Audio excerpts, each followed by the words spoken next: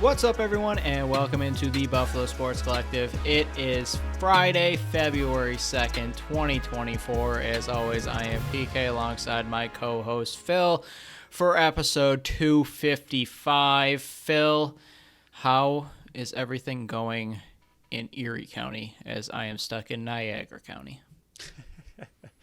Weird way to start the show, but it is good over here. Snow is almost officially melted, and it's raining. I feel like we haven't talked about the weather in a few episodes, so that's rare for us. For a while there, I think it was last summer, maybe, we were talking about it on almost a daily or episode basis. So it's been a little bit. It's warmish, and it's raining, and the snow's almost gone. That's how it's going over here. Yeah, I don't think I discussed it on this show, but my backyard gets really, really muddy, and having three medium to large sized dogs with mud in the backyard, not fun. So all that snow that melted overnight was not fun. So to prepare for that, and yes, I fully understand what a lunatic this is going to make me sound like, but I don't really care. You don't live in my shoes, and you don't understand the struggle of the mud and three dogs getting muddy. I took my snowblower and went back and forth in my backyard and cleared out as much snow as humanly possible because I don't have a backyard neighbor. There's nobody that butts up behind me. It's just a creek. So I blew as much of the snow over the fence as possible to limit the mud damage that would be in my backyard, and I will report back. It did pretty stinking good considering what 2 feet of snow melted overnight plus the rain that fell. Still had flooding, but I think because of what I was able to do, the ground wasn't as saturated as it was in other places. So right now it's just soft ground and not as bad as I was hoping for. But yes, I was one of those freaks that was snow blowing their backyard just to clear out the snow. Yeah, I like the strategy for sure. I don't have dogs. I just have cats that they do occasionally go outside, but in the summer, I guess they go a little bit more closer to the lawn, and they'll go on the grass and whatnot. But for the winter, they pretty much go outside, chill on the driveway for a few minutes, realize that it's cold out, and walk back in the house. So I don't really have that to deal with, but I do wonder just how absolutely insane you looked snow blowing your backyard. Again, the strategy's there, and it seemed to have worked, so I get it, but it must have looked just crazy.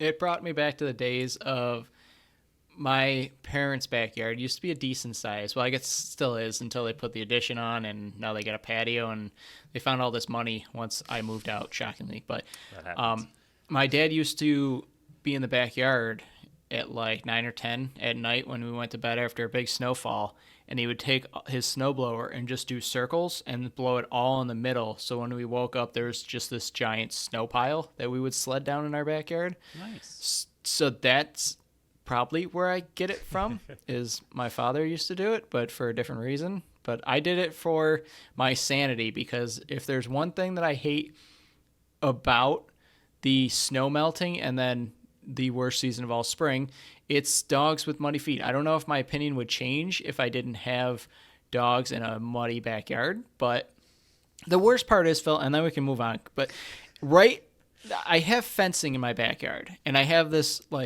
chain, or you've seen it, the black fencing that runs up my driveway, because I don't have a back door. I have to let my dogs out the side of the door, but that's where the driveway is. Ridiculously small gate door. Yes, it's a Amazon gate that I ordered from overseas, so everybody's smaller over there. They're not the same size as Americans, so the gate's 10 times too small than it's supposed to be, but it does the job it's supposed to. But getting in and out, imagine being me getting in and out every day. It's not fun, but you can run down there, and then there's the second gate, because I didn't used to have this black gate in the driveway, but that whole area is where the mud pit is, and the dogs have to run through it every day. So I'm spending the spring, summer, and fall trying to grow grass there, and then when it comes time for all the snow to melt, it turns into a mud pit again, and then I'm starting from scratch again. So I need to move and have a backyard that's elevated and it doesn't get muddy for my own sanity. Roll out some fake turf rugs. I have considered getting just turf the whole backyard. I've considered it. I like it. I don't get paid enough. We don't get paid enough fine. on this show. So if you have money and you want to donate it to us, you can follow us on Facebook, Instagram, and Threads at Buffalo Sports Collective, and on X and Blue Sky at Buffalo Sports Co. Don't forget to follow. I guess it's not subscribe anymore. I guess they changed it a while ago, and I just never caught on. So follow our channel wherever you listen to podcasts. Check out our website at buffalosportscollective.com, where you can read Phil's article from Tuesday that breaks down the Bandits versus Rock game that transpired last weekend. And then my article for the power rankings for week 10 dropped yesterday on Thursday. And then look for the time breakdowns in the description of the show. There will only be 2 times in that description because we're only talking Bills and Bandits. Yep. If you got sick of us talking about the Sabres, don't worry. We got sick of talking about them, and we're not talking about them on this show besides just this statement right here. Phil, the Bills have a new OC, because he's not truly new. He's just the official OC now, and Joe Brady. And then their new defensive coordinator, Bobby Babich, used to be the linebackers coach, now the defensive coordinator. Phil, I guess we'll start with Joe Brady. What are your thoughts on him being officially named offensive coordinator and the interim tag removed? Yeah, I think there's 3 big or interesting things about this to me. I'm ready. One being that they didn't really interview anybody. I know we got very excited that they were interviewing one person, and then that is as far as it went. I think the excitement between you and I was just that. What was that?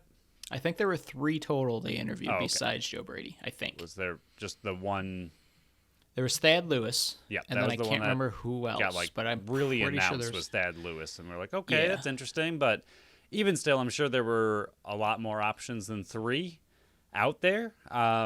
It just didn't seem like they did a very large or detailed search for OC or took their time and really, let things settle after the season ended. I know Joe Brady had a few potential other options out there. I highly doubt, unless he was, getting a head coach position, that he would have left Allen and the Bills as a potential offensive coordinator. So again, I know you can't really leave him hanging too long, but I feel like they could have taken their time a little bit more with their search and broadened it a little bit. It just would have been nice to see them, after Dorsey, take this. I don't want to say that they're not taking it seriously, but just broaden the horizons on what could be out there for the Bills. So that's number 1. Number 2, I think it's between both of these signings is just interesting. Like, we've kind of talked about the fact that their Super Bowl window with the group of players that they had, the main core, could be coming to an end this offseason. We'll see kind of how it plays out, but I think it's an interesting move for the Bills to hire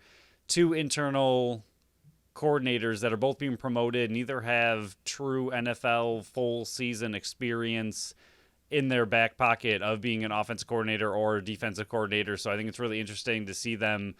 I mean, it's great you're promoting from within, but I feel like it also, in a weird way to me, signals that they are, I'm not going to say tearing it all down to rebuild from scratch, but it seems like they're not, I don't know, like they almost don't see this team as a win now, go out and get someone who has a ton of experience, can come in here, coach this offense that it's already there, coach this defense that's already there, and we can be right back in Super Bowl contention next year. I mean, I'm sure they still believe that, but I think it's just interesting they're going after two coaches with no experience. I know Brady has former offensive coordinator experience, but again, no full NFL other than the interim position experience, that they're really just kind of handing it over to essentially 2 rookie coordinators and saying, here's the team, good luck, hope we do okay with that. And then the other thing was simply that Joe Brady has seen what Ken Dorsey did and what happened to him. So I think the big thing with Brady and the Ken Dorsey kind of switch is that he knows, I feel like he's immediately in the hot seat, that, Ken Dorsey was here, a year and a half. So I think he understands that his position, even though he just got it, did okay. His interim is already, it's not safe. I think that is going to be a good driving force to push him to make sure, not that he wouldn't try to do everything he can to make this offense really good, but I feel like he almost can't play conservative because he knows what that looks like. And Dorsey had a very short leash, and I'm sure if things go poorly to start next season, the Bills might have a short leash on Brady as well. So a lot of things kind of going on with it. Overall, just grand scheme of things, I'm excited to see what he can do with a full offseason, make his own playbook, create his own plays. But but just would have liked to see them broaden their search a little bit more and maybe interview some other people. But don't love it, don't hate it. Kind of a wait and see situation. So just one correction there. Brady was an offensive coordinator for Carolina for, I believe it was under the guy who they hired from college, and they gave him like a 6-year deal, and he lasted like a year, and I can't remember his name. Oh, didn't he get? Yeah, he got fired for being. Correct. Yes. Okay, I remember that now. Yeah, he got canned, and then he went to LSU, I believe, and then he came over to be the quarterbacks coach for the Bills. But I do fully agree with you about the coaching search. I wish they would have done a bigger. I wish they would have cast a wider net. Not because I thought they were going to hire anybody else besides Joe Brady, because, I mean, I'm not saying I was fully against it. I wasn't fully for it. I just was fully expecting Joe Brady to come back as the offensive coordinator and have his interim tag removed. I just wish they would have cast a wider net just to see what other young up-and-coming offensive coordinators are out there.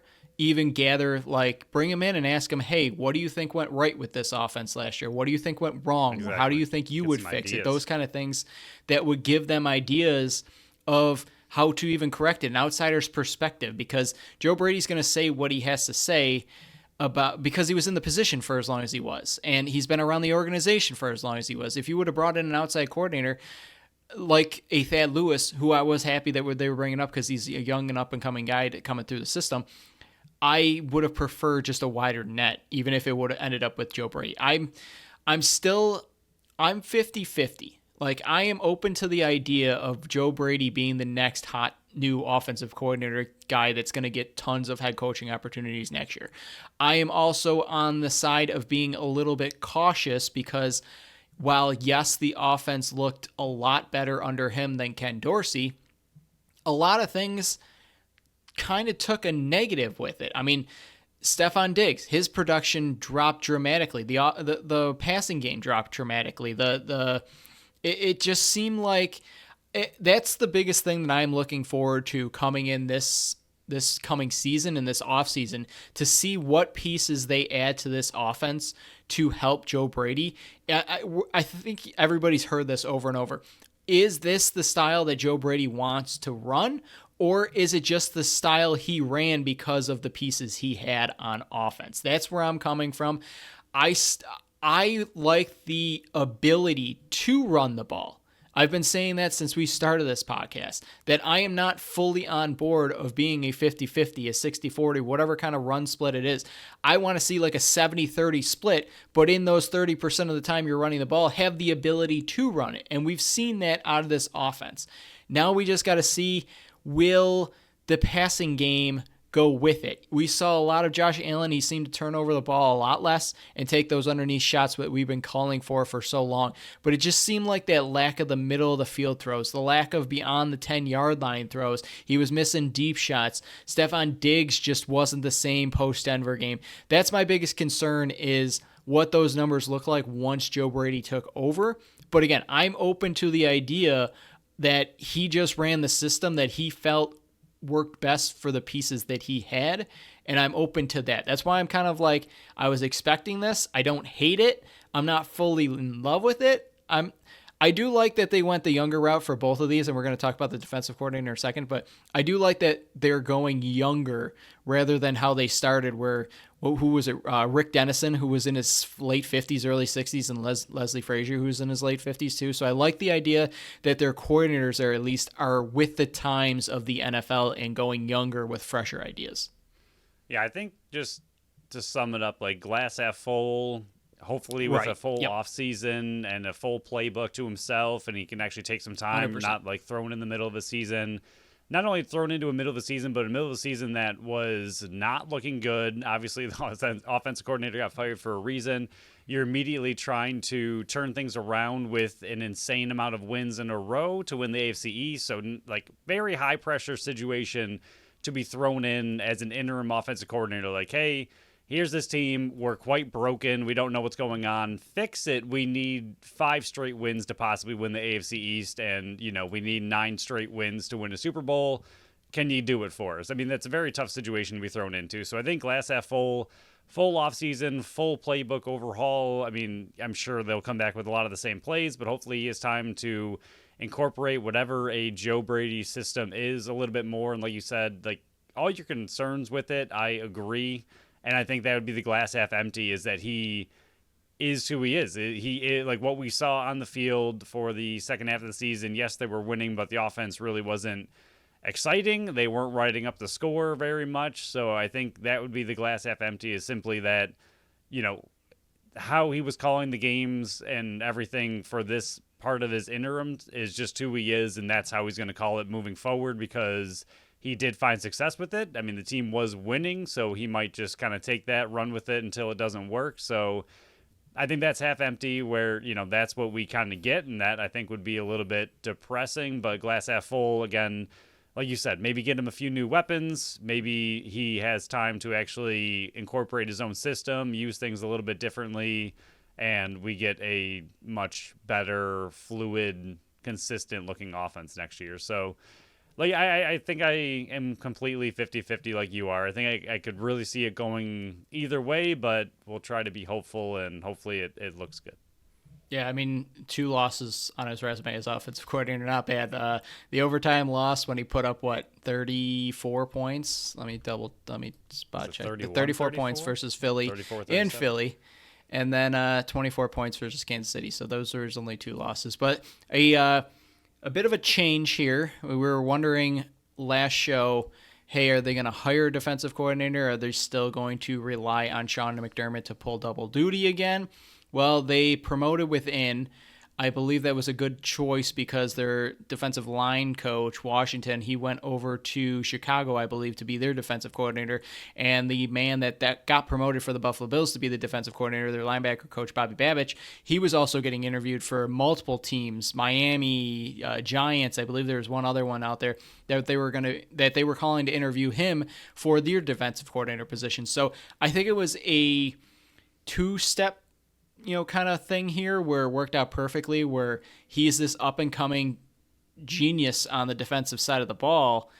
And you want somebody in that position that's growing and improving. And I think they were able to keep him away from other teams and also give him the opportunity here. Last I saw, there was still communication on who would make the calls. Is it going to be McDermott? Or is it going to be Babich? And I believe they're still doing that, but he went from the safeties coach, and you know what the safeties look like with Micah Hyde and Jordan Poyer, some of the best duo in the entire league during that time. And then he went to the linebackers coach, where Tremaine Edmonds last year had his best season ever.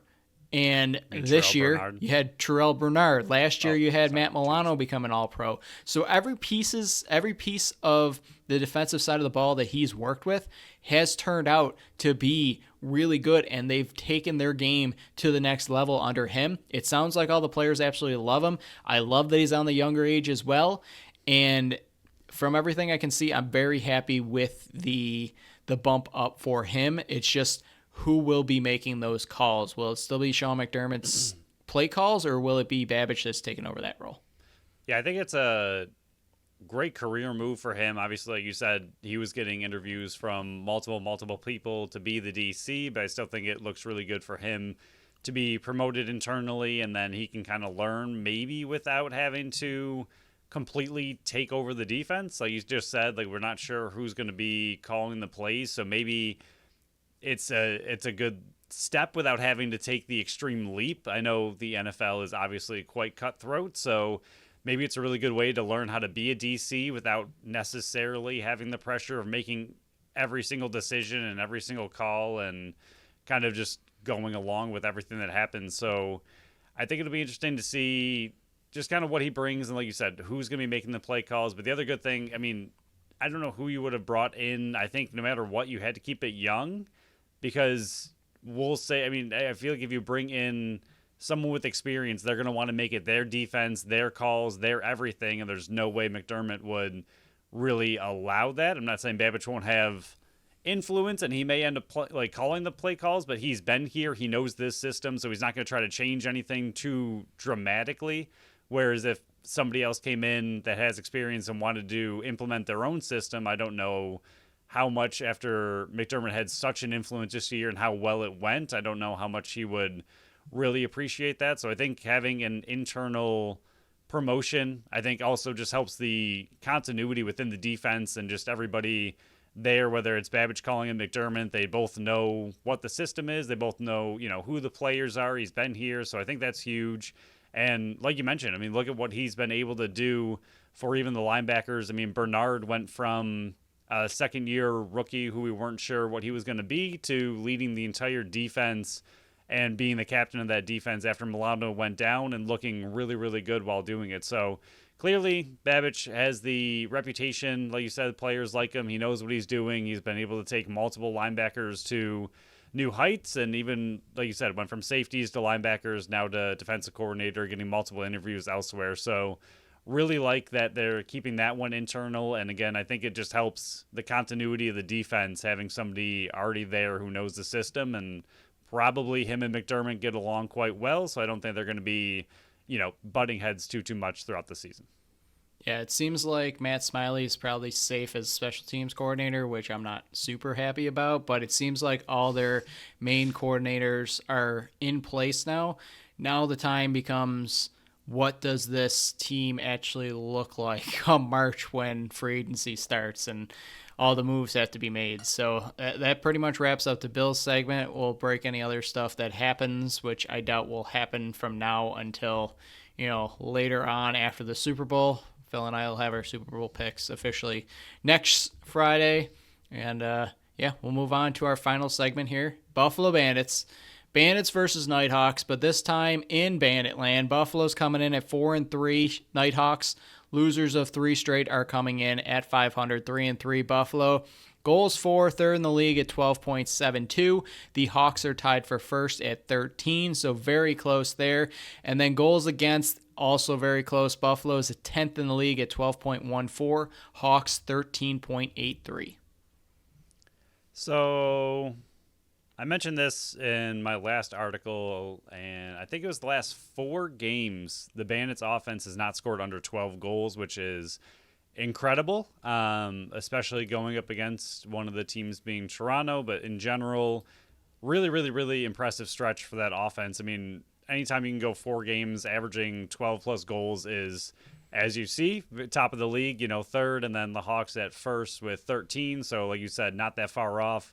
Either way, that's an incredible number. The big thing with the Bandits and the Hawks is simply the goals against, and that is a stat that I know you and I don't even know how to really take that stat, because the Vince and the defense have had really good games. They've had really bad games. That just the consistency of the good games. Even last game, I know the numbers ended up getting a bit ballooned up to 14, but it was 16-10. They just couldn't close it out. So even that 14 kind of bumps this number up, even though it was at the end of the game. I mean, yes, they're goals you want back. They're saves you got to have, but I don't know if this defense and Vince can just be a little bit more like the stretch they had, where they had, I think 3 games in a row under 10 goals against. Yeah, it was 9, 9, and 8.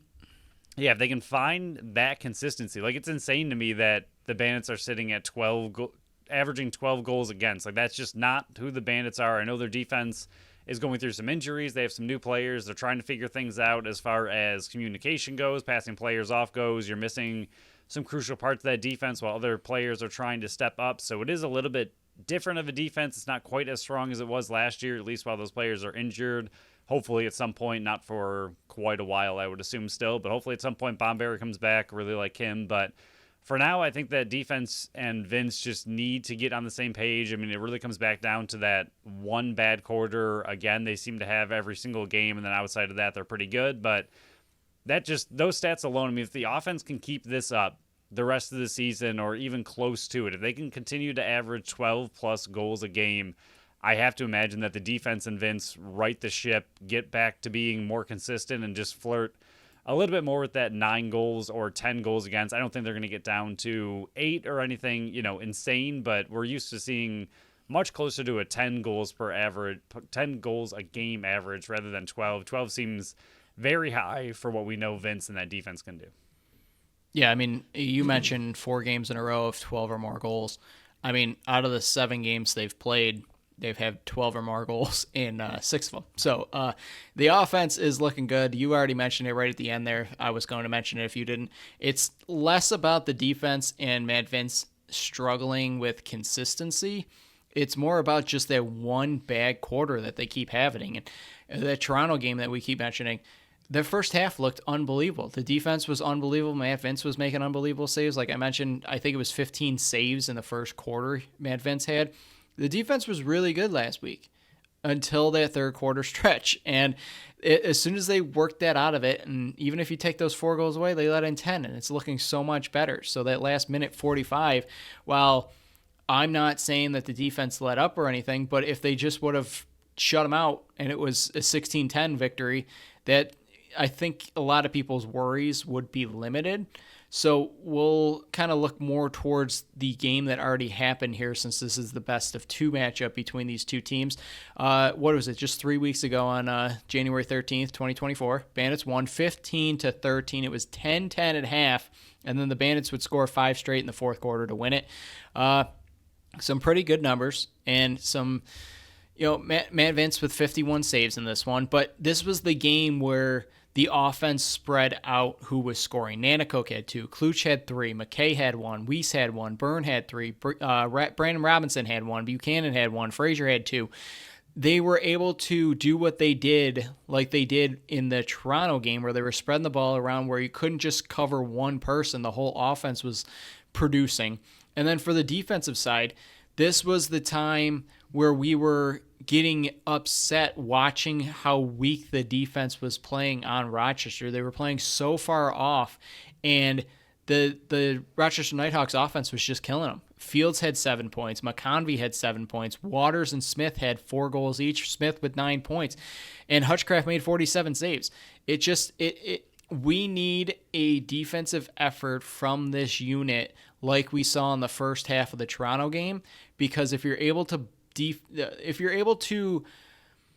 D up Rochester like you did Toronto in the first half, I don't think Toronto is able to make any maneuvers or change-ups like the Rock were able to do in the third quarter. If you're able to shut them down early, I don't think this is the type of offense, even with how high-flying they are in the number 1 ranked offense in the league right now. I don't think they have the capabilities to make and mount a massive comeback. So I think if you D them up and play the defense that we saw in the first half last week, I think the chances of you walking out the door in Bandit Land victorious shoot way up.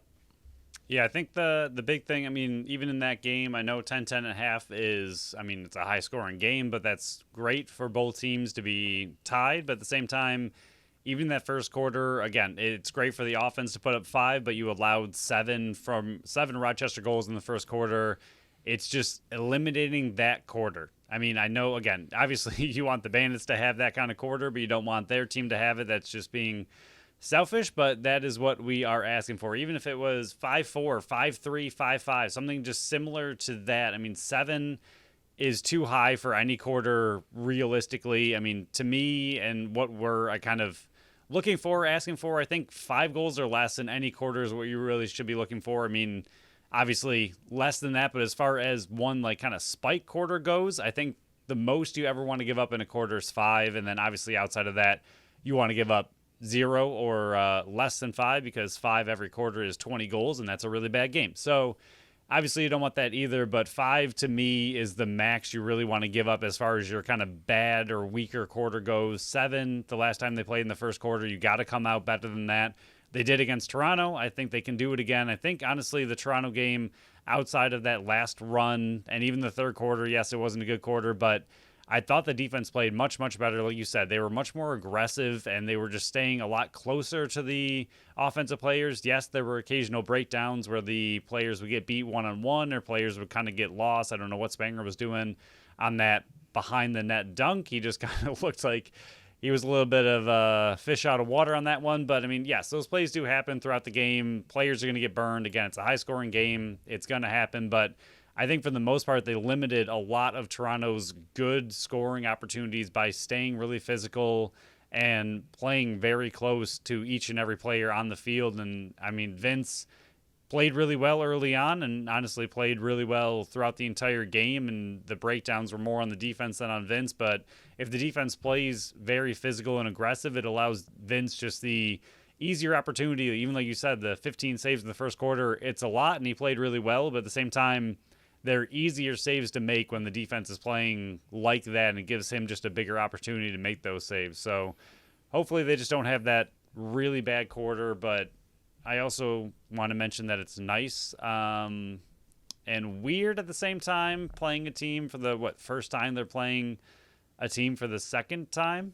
And we used to be extremely used to this, having kind of a head-to-head matchup stats to go back to, and we don't have that very much this year. And it's kind of nice to have some kind of history between these two teams that happened this year. I mean, obviously this one is just a few weeks ago, so it's very recent, but it's even nice just to call back any kind of game between two teams, because so far we've been very used to seeing a team for the first time, and it's a lot to break down every single time, whereas this time you kind of know the players. We can talk about what happened last game. We don't have to talk about every single aspect of the Rochester Knighthawks. And honestly, as much as I love the unified standings, I miss this just a little bit.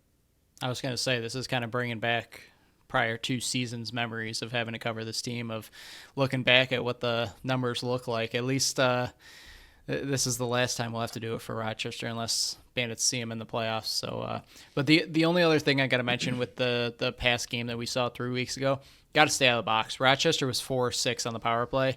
You can't give them those opportunities. And I know the 2 goals in the third quarter, I believe, both came on that Cam Wires hit to the head. You got to stay out of the box. If you play the way you did in the Rock game, I keep referencing that game, but if you play and stay out of the box like you did and no stupid penalties, I'm talking to a few of you. I mentioned you on the last show. I won't call you up by names again, but if you stay out of the box, you don't give this offense more opportunities with the man-up advantage to capitalize and get one by Vince. Yeah, absolutely. I was trying to figure out for those of you, I'm sure some of you know that the NLL bang in my head, page Phil. Is, I'm ready to strangle somebody. Yeah, the NLL page is down currently, so we don't have those stats. So we are, luckily, NLLstats.com. They are coming through clutch for us, but we have to do some quick counting and figuring things out a little bit, trying to look at some of these stats and numbers.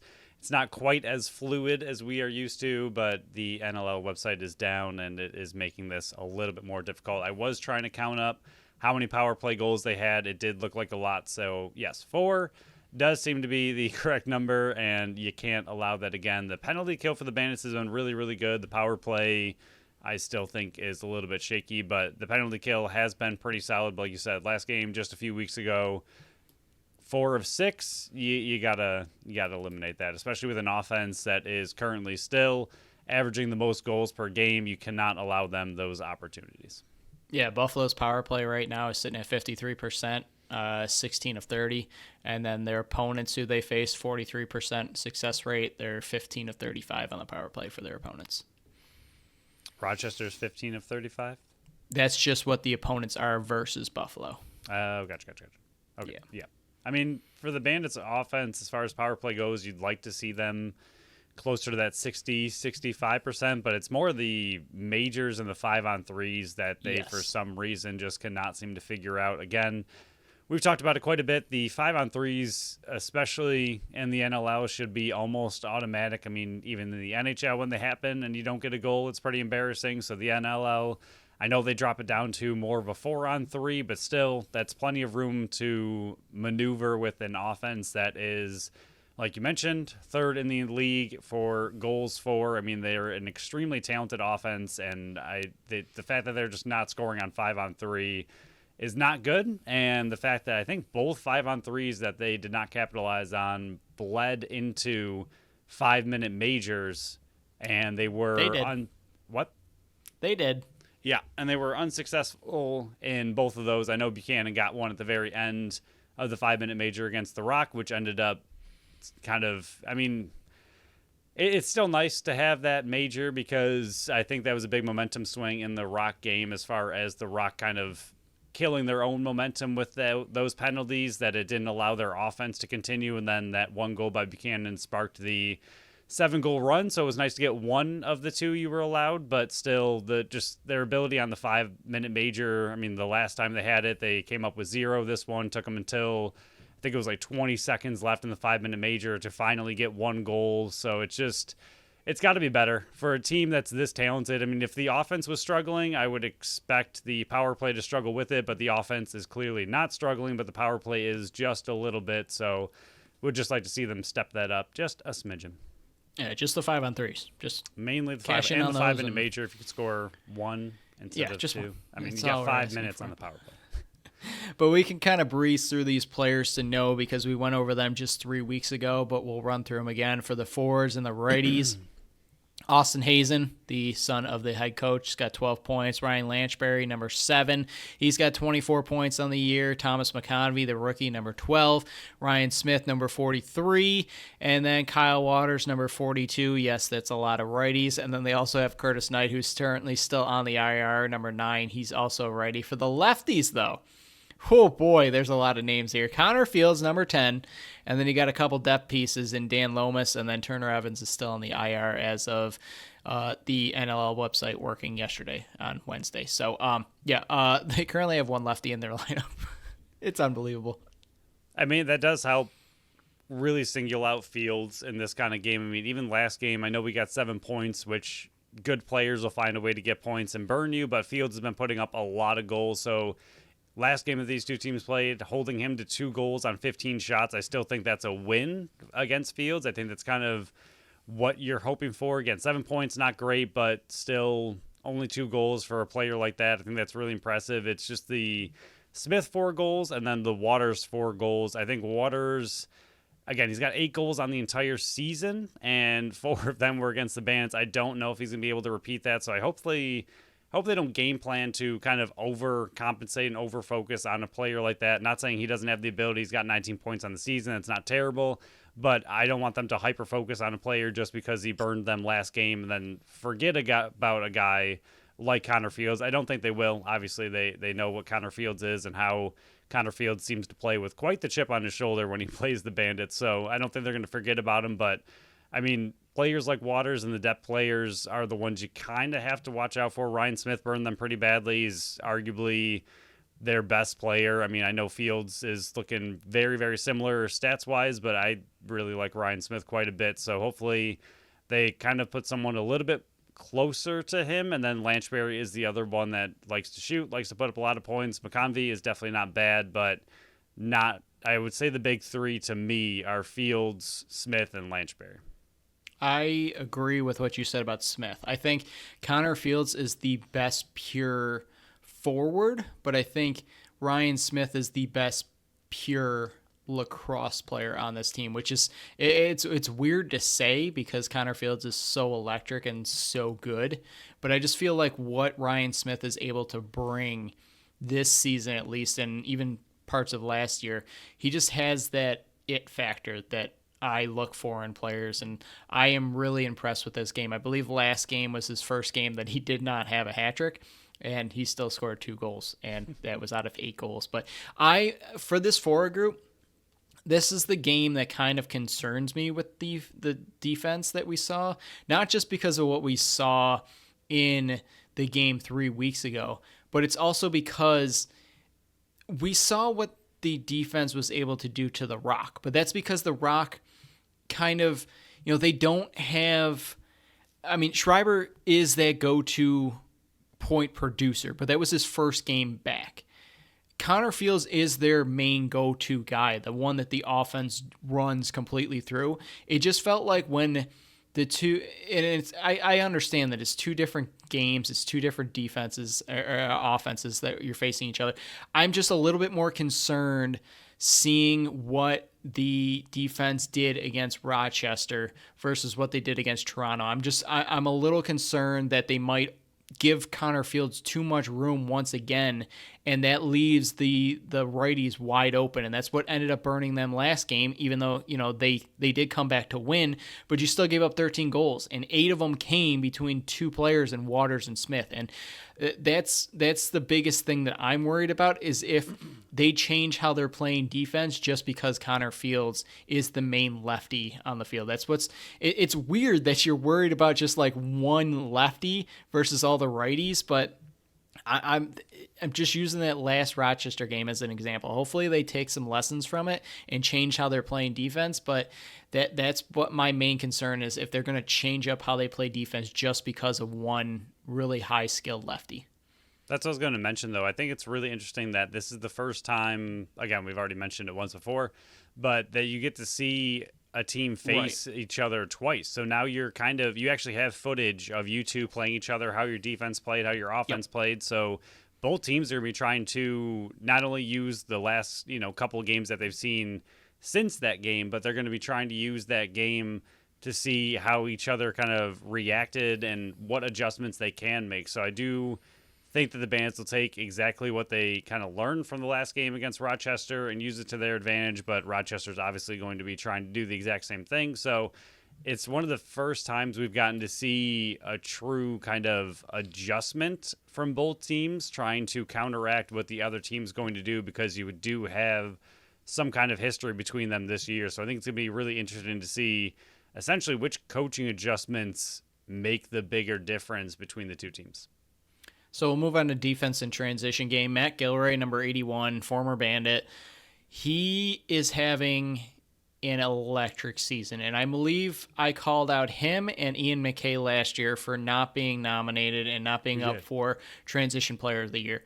If this season continues and he is not up for Transition Player of the Year again, there needs to be a riot in NLL land, because he's got 11 points on the year, 67 loose balls, 13 caused turnovers, 5 block shots. He's instrumental in all facets of their defense and transition game.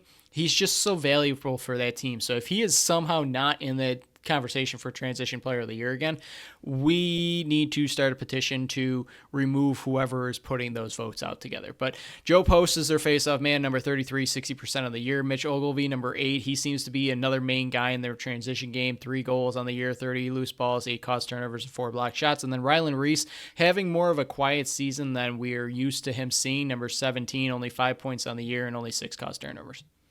Yeah, Gilray is absolutely the leader of that defense, which is pretty. I don't know his exact age, but I would assume he's still pretty young, given how young he was when he played for the Bandits, and he has not been with Rochester that long. But he is a player that it is quite the bummer that the Bandits don't have him anymore. He's turning into, just like you mentioned, a very electric defender, but also, okay, so he's a little older than I thought, but still, in the lacrosse world, that's pretty young. But as far as leading a defense, absolutely the age that he can be doing it. So really good. I mean, we were both really big fans of his when he was part of the Bandits, so good for him and his career that he's really starting to grow into being a defenseman. I know it takes them a little bit longer in the NLL to kind of really develop into these roles, so good to see him really taking off as just a staple on their defense. But also, like you mentioned, in the transition game, he has 11 points, 6 goals, 5 assists, so something you do have to watch out for. And the only thing I really have to say about Joe Post is you're going to lose some faceoffs, even though Ian McKay does seem like he is progressively getting better and better as each week goes on. But still, you're probably going to lose a lot of faceoffs, but we don't care about faceoffs, so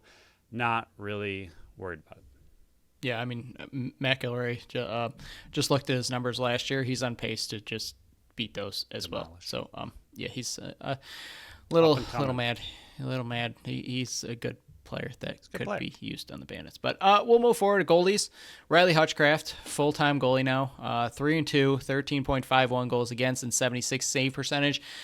Those numbers are a bit inflated, and I think it's because the defense in front of him is just letting him get peppered with shots. I believe the Halifax game where, yes, he let in 13 goals, but I am in the opinion that I thought that was his best game from a start to finish that we've seen from him all year. I know he's came in relief for Rylan Hartley in 2 games. One of them he got hurt in, one of them he just got pulled in, and then he was starting from then on out, but I thought the Halifax game facing that offense, that was the best we've seen of Rylan Hartley from minute 1 to minute 60. So we got to get the Buffalo Bandits got to get to him early because he is beatable, and this defense is beatable if you can get to them early. Like we saw, you put up 10 goals in the first half last time you faced them. Let's not give up the 10 goals, but still get the 10 goals.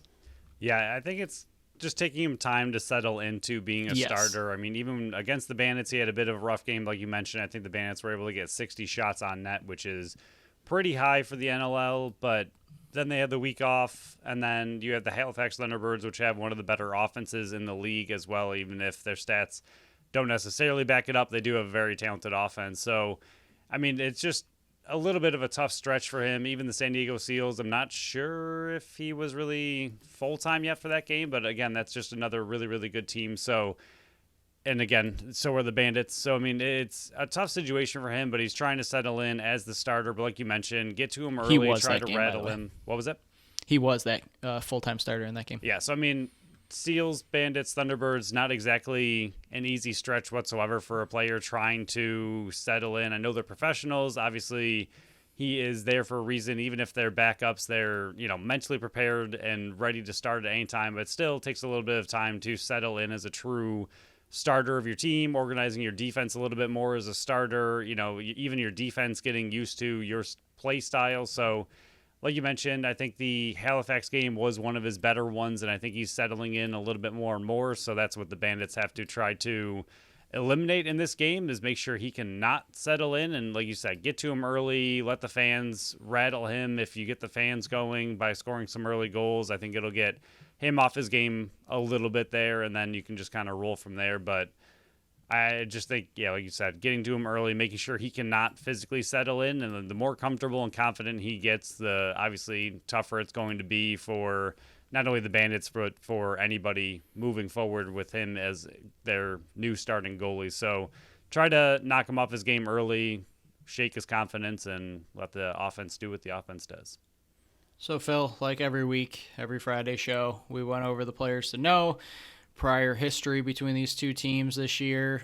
What is your prediction for this game? Are they getting out the brooms, or are they splitting the season series, Buffalo versus Rochester?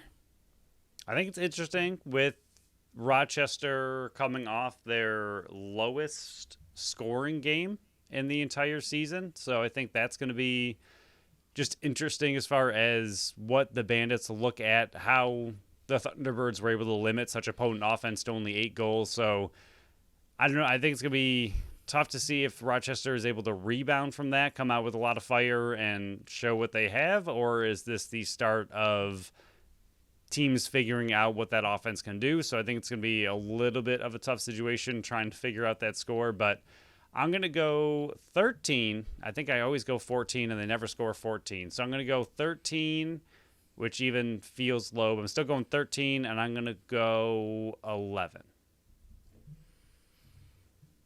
I like the score. The past 2 weeks, you haven't also gone 14, so you're looking good. I think we went over last time Bandits scored 14 was round 2 of the playoffs last year versus Toronto. But I am going to break the streak this week. I have them winning 14-10.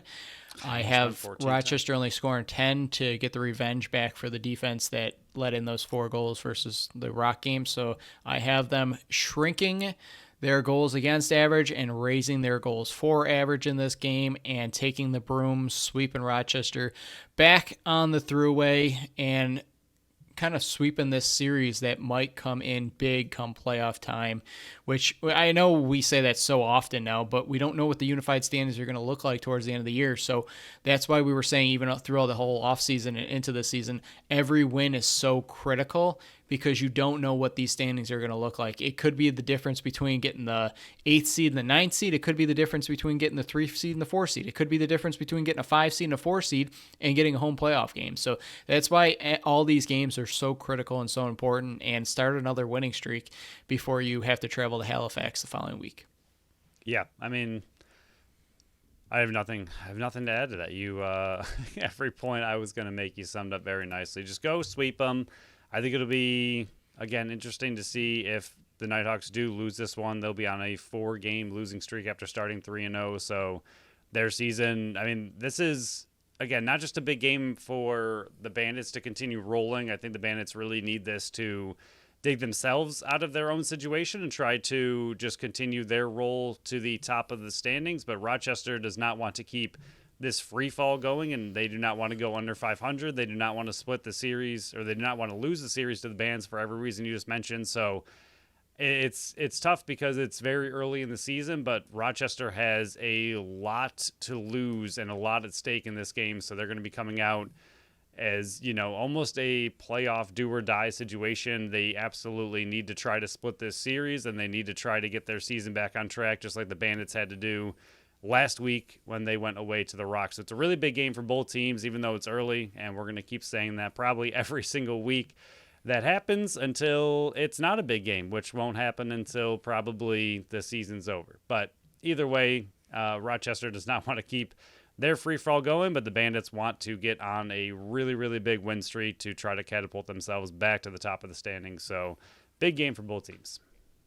It is everybody's favorite moment in the Friday show, the milestone moment, the fastest milestone minute in all the land. All these possible milestones can be found on X at Buffalo Sports Go.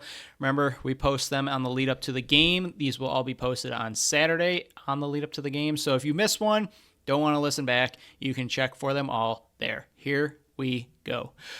Matt Vince, if he plays on Saturday, will move into sole possession of third place in NL history with 277 games played. Josh Byrne is just 1 point away from 400 for his career. He averages 5.12 a game. Dane Smith is only 4 points away from 1,000 career points. He averages 5.93 a game. Dane Smith, for the third straight week, is 2 caused turnovers away from 100 for his career. He averages 0.58 a game. Come on, Dane, get 2 so I can stop reading that one. Dane Smith is also 4 loose balls away from passing Rich Kilgore for 6th place in Buffalo Bandits history. He averages 4.89 a game. And the final one here, Ian McKay is 10 faceoffs away from tying Chase Frazier for 10th place in Buffalo Bandits history. He is also 20 away from tying Rob Kirkby for 9th place. I feel like in the locker room, that could be a really funny one. Ian McKay already tying Chase Frazier for face-offs in Bandits history. I feel like that's something that they could possibly know between the two of them, and that could be some interesting small bragging rights between them. I know McKay has said that he does not really enjoy face-offs. He is just kind of taking one for the team, but he's doing a really, really good job of it, so we hope he continues to do so. But I think that could be a kind of funny one if he is able to, like you said, tie Chase Frazier for 10th. But if he can go 9th and knock Frazier back as far as 2 active players fighting for a interesting stat, one on defense, one on offense, neither really known for taking faceoffs, and one could be top 10 in Bandits history, and one could simply be 10th. Yeah, I remember reading all these names when Max Adler was just sliding up the list over and over and over, and now it's Ian McKay this year. But I think the biggest one, Dane Smith, 4 points away from 1,000 for his career. Not very many players can say they've reached 1,000 career points, and he's doing it at the age of 31. Just an insane career trajectory that he has been on and continues to be on. It's disgusting. I know we say it so often, but it's just disgusting that he's this good at a certain thing in his life, and it's just not fair. I say it all the time. It's just not fair. Yeah, he's just having fun, averaging close to 130 points every single season. Yeah, not a big deal. Thanks for signing long term here in Buffalo. Yeah, buddy. Appreciate you, and you too, Josh. Yeah, Josh, you as well. Yep. Thank you. But look for a funny reel coming out on Saturday from one of our past shows, where Phil came to the realization that I was finally right about something as well. But we'll look around the NLL once again.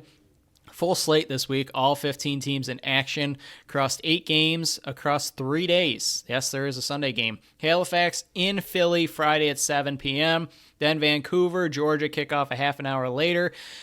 New York and Calgary kickoff Friday at 9 p.m. And then flip forward to Saturday. Las Vegas travels to Albany at 7 p.m. Panther City goes to Saskatchewan at 8 p.m. Toronto goes to Halifax at 9 p.m. And then a rare Sunday game, Colorado versus San Diego at 6 p.m. Phil, massive slate of games, and our BSC has a lot of implications because I believe out of the 8 games, we chose the same team in 5 of them, but you and I chose the same team in all 8, and Pat chose differently in 3 of them. So this could be a comeback week for both of us. Yeah, so far Pat's been killing it. He's been somehow. not fair. He's just, I 100% believe he just flips a coin, and whatever happens, happens. But that coin is treating him very well. We won't get into what the coin has done on some I just of our realized drafts. it's Chanster. Remember Chanster? Definitely remember Chanster that's Chanster. flipping it. Yep, that's who it is. Call back to an old episode. Really old. Yeah, I mean, to me, the biggest things I'm continually going to watch, again, as people that cover the Bandits, we want the teams ahead of the Bandits to continue losing.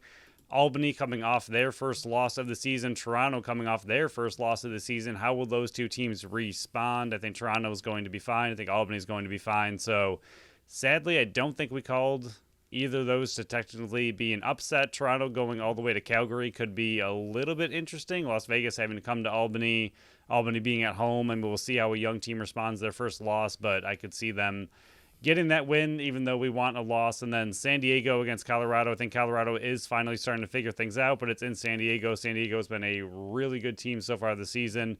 So that is another one that, as much as I would like San Diego to lose, I think they're probably going to win. So I could see the top 4, including the Bandits in the standings, all taking a W, which is a bit of a bummer. And then from there down, the standings are just a gross mess of everybody jammed together at pretty much 500, 1 under 500, 2 and 4. New York, I think, is the other interesting one.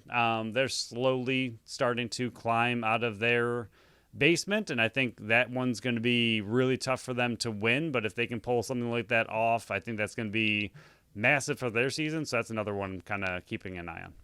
Yeah, Calgary is the second team that's going to have back-to-back games, but I believe it was San Diego a couple weeks ago that had the back-to-back, but both of those were on the road. Calgary's both at home, so it'll be interesting to see how they react to back-to-back, but not having to travel. New York and Toronto having to go across the country, that's a little bit rough. Colorado, like you said, they're on a hot streak, but they're facing San Diego, one of the best teams in the league. Las Vegas and Albany, they're facing each other for the second time. Panther City was on a hot streak last week. We'll see if the Rush can try to salvage their season. And then teams like Vancouver and Philly and even Halifax, they are in must-win situations because you can't keep dropping games and falling further and further in the standings if you want any chance at having an opportunity to make the playoffs. And I know it's still only week 10 and there's multiple weeks still to go. 12, 13 weeks still remaining in the regular season.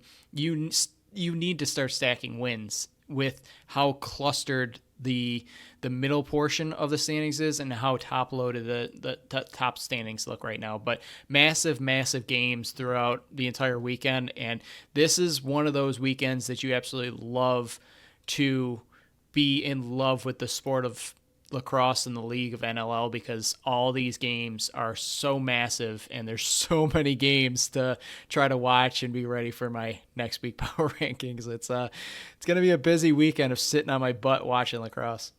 I mean, we mentioned that it's early in the season, and for some teams it still is with the Rush only playing 5 games, but for a team like Georgia, they are about to hit after this week. They will be at game 9. So they are halfway through their season. So, I mean, you talk about a season kind of being a mountain to climb in a way where you're going up for the first half and then you're on that grind to the second half of the season and really pushing for playoffs. I mean, Georgia is already going to be halfway through the season. So, yes, there's still half a season to go for them. It's still pretty early, but at the same time, the fact that any team is hitting that halfway point already means that we have, we're already almost halfway through the season. So, yes, it's still early, but at the same time, it won't be, so early or super early all that much longer in the season. It's going to come pretty quick when the, teams only have less than half of their season to go. And these battles are going to get increasingly more intense as the season goes on. So yes, it's still early, but at the same time, it's not as early as it may seem.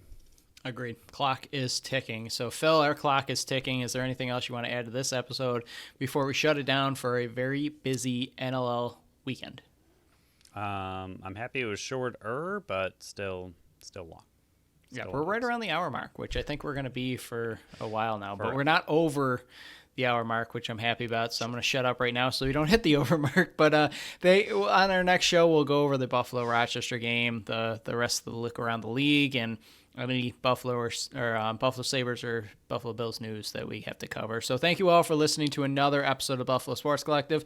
Follow us on Facebook, Instagram, and Threads at Buffalo Sports Collective, and on X and Blue Sky at Buffalo Sports Co.